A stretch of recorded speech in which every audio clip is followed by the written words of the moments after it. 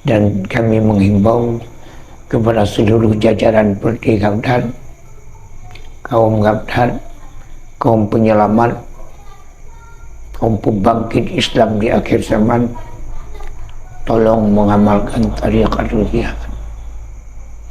Tolong belajar ilmu jihad dan ilmu perjuangan. Tolong belajar ilmu bai'ah. Tolong belajar ilmu adab.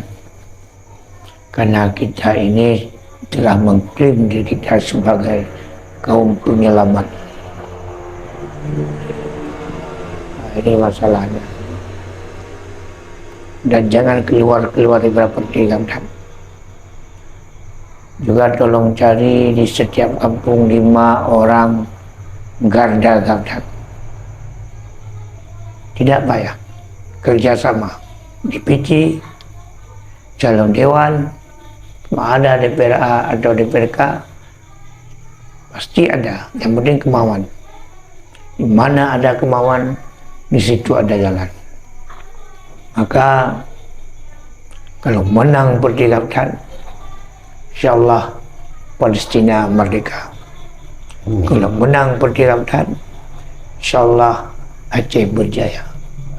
Kalau menang Parti Gabdan, insyaallah Islam jaya.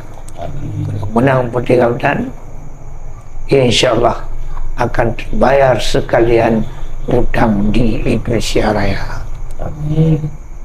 Jangan ragu. Yang penting yakin kemenangan, kesempurnaan, kejayaan milik Allah.